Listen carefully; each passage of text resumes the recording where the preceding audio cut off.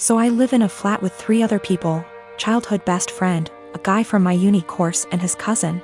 For the most part we get along really well and rarely have disagreements. However, this has been a real point of contention lately. About 6 months ago I began a relationship with a guy I've known for a couple of years.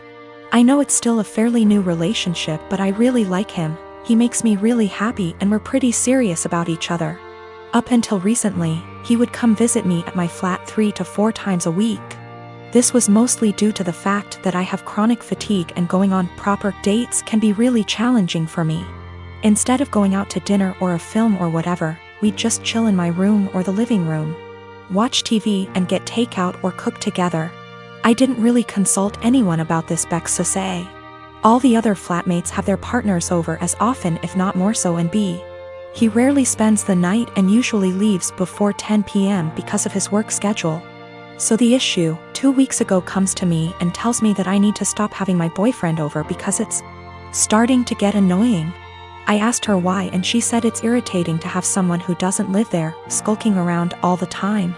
I pointed out that her boyfriend sleeps over 3 nights a week and thus is here more often than mine, and she claimed that was different because they've been together for 11 years and are moving in together once her lease is up. She said she's discussed it with the other flatmates and they've all agreed he needs to stop coming over or he has to chip into the rent, because it's getting ridiculous. Note, nobody else's partner chips in on the rent. I confirmed with the other 2 that yes, this is an agreement they've made. Though my best friend said basically made her agree by threatening to cut off the Wi-Fi and utilities, which are in her name, if she didn't. I asked if this rule applies to everyone, but apparently it's just me. I pointed out that it's unfair and was basically told to deal with it. My potential assholery, I've begun loudly insisting that if my partner isn't allowed to come over, neither is anybody else's. If I answer the door to anyone's partner, I'll send them away.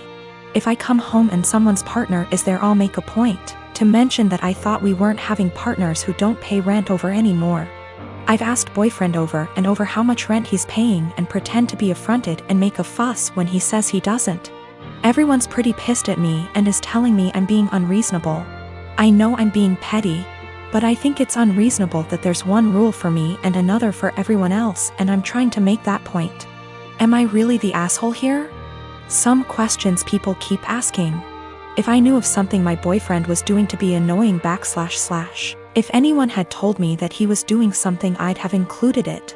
I'm not aware of anything he does, and when I ask why I doesn't like him, I just get a shrug and just do. I will also state I'm bi, and she's never had an issue with any female partners I've had. We don't hang out in the living room much. We literally only use it if there's something we want to watch that I can't get on my bedroom TV and there's nobody else in there. We use the kitchen more often than the living room, but honestly even that isn't that often. We eat far too much takeout pizza rip. A lot of people seem confused, so just clearing up who's who in the situation. The one who brought all this up is not my best friend. Not to get too much into a tangent, but basically just over a year ago I was moving out of halls at university and was looking for a new place, so we decided to move in together. At the same time, a dude from my course was looking for a flat share.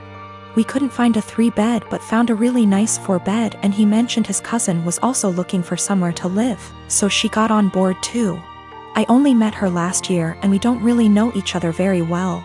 By chronic fatigue I mean chronic fatigue syndrome. Sorry, that's apparently so unclear. This all went down about an hour ago and my wife is still crying in our bathroom with the door locked. Backstory, we had our son, now 11 months old, while my wife is in residency.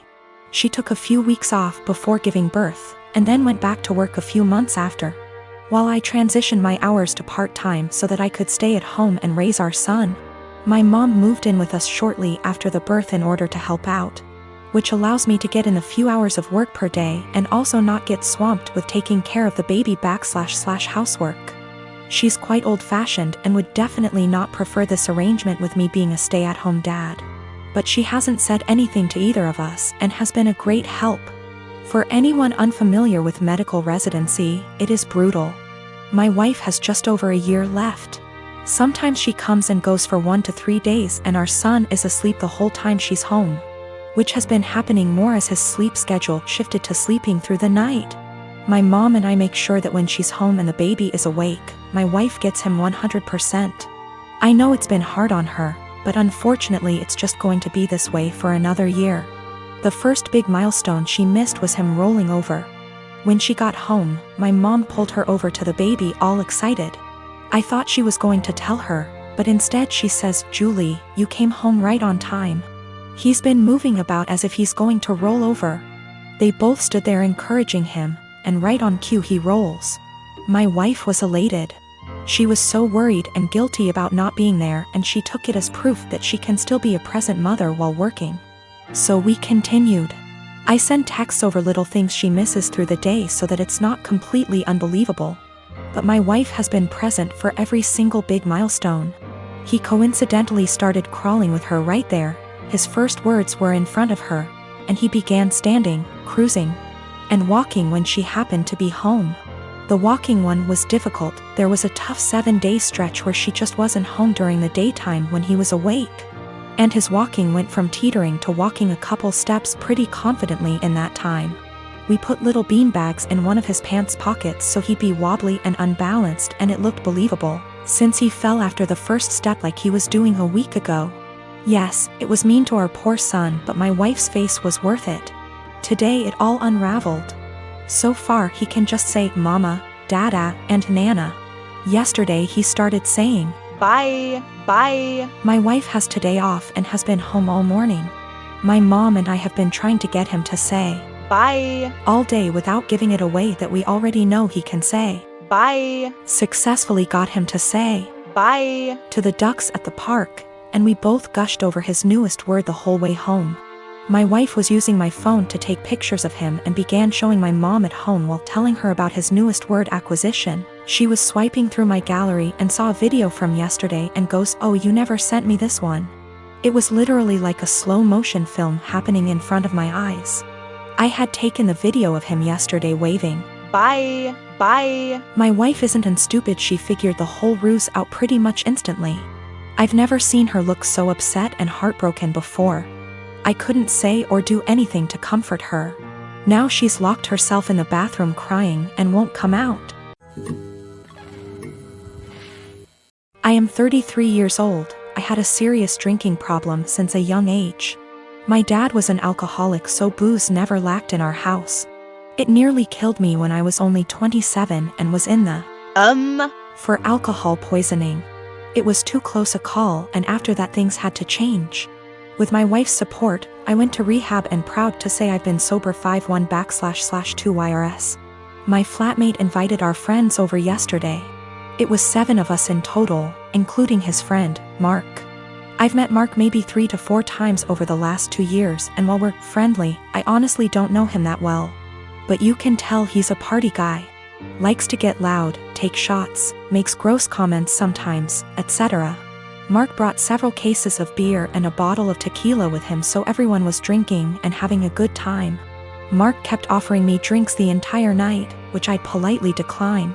It's like he made it his personal mission to get me to drink by egging me on, saying every time he sees me I'm either drinking a soda / water, and it's okay to let loose sometimes.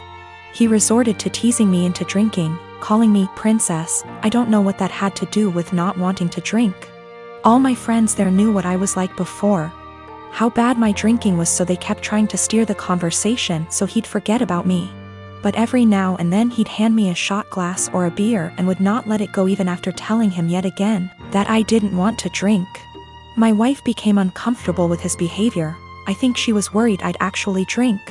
She grabbed the shot glass from me, dumped it in the sink, and told him to stop it already. He looked between us and grinned like he understood now. Mark joked that maybe we should get my wife drunk first, then that'll get her to loosen up the leash she has on me. I'll admit, that made me see red. I got in his face and told him, "Actually, I don't drink because last time I did I almost King died, so unless you want me puking everywhere and having seizures, you should shut up and leave my wife out of this." Wiped the smile off him real quick and he apologized. The rest of night went on and he finally left me alone. Our flatmate did confront me in the morning because he thinks I was too honest with Mark, and it wasn't his fault, he didn't know. He was just joking around and I made him feel bad. Our other friends agree he was being too pushy and deserved being told off.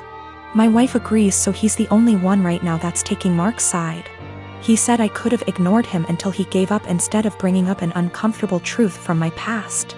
Now yes, I could have just told Mark the truth without full details, but felt that's none of his business and a no should have been enough. I only got carried away when he decided to include my wife in his jokes. So yes, I am wondering if I was a bit of an a-hole for what I told him instead of keeping the peace. I own a small condo in Orlando. I bought it while working for the Mouse, and my friend Ben lived there with me. Ben's a cook and is rarely home. He has a large room that is accessible from outside and attached bathroom that locks to the rest of the house. Well, I got a different job, got engaged to my partner, and moved a few hours away. We kept the condo as a place to stay when we visit the parks. And we agreed with Ben that he could continue living there as long as he paid all the utilities and maintained the place. Our friends use it too, they pay a bit for utilities, are told don't bother Ben, and clean before they leave. Between everyone who uses it, we've gotten stuff donated, so it's now a fully stocked vacation home. My immediate family and I have a bad history, but we mended. They've used the condo 3/4x a year. On Monday, Ben got woken up at 2 a.m. by hammering on the main door. My aunt and uncle, their kids, and their grandkids were all there waiting to be let in. I haven't spoken to these people in years after they decided I was the devil's spawn for being gay. They demanded that the caretaker give them the keys. Ben called me. I told him to give them my number, then shut and lock the door and not let them in. My aunt was insistent that my condo was actually owned by my family. It was the family vacation home. And it was against the law to not let them in. I told her no, it was mine, I own it and I let friends and family use it, but I choose who stays there. There was a lot of back and forth and some petty name calling. She said they were here for a week, where were they supposed to go, and I said I don't care. Meanwhile, my partner reported that Ben texted them saying my uncle was attempting to kick in the door. I said tell him to call the police. She hung up on me and Ben said they left. In the morning I got a phone call from my mom trying to convince me to let them stay. We had an argument during which she admitted that she didn't tell people that I owned the property, because she didn't want the rest of our family to know they were in contact with me again. I told her if that's how she wants our relationship to be, then she's no longer welcome. I checked in with Ben and he's okay. Today my aunt sent several texts asking to stay at the house because they hadn't accounted having to pay for a hotel, and they had planned to just buy groceries and use the kitchen. I told her no. She said they were about to be out on the street with their luggage. She called me cruel and heartless and that I was ruining Disney for the kids. That made me hesitate, probably because I worked for the Mouse. I know that particular family line has very little money. Yet I find it hard to believe someone would plan a whole vacation without accounting extra funds for it. But the kids are really young. I'm so furious over the homophobia that it feels like a point of pride to deny them access.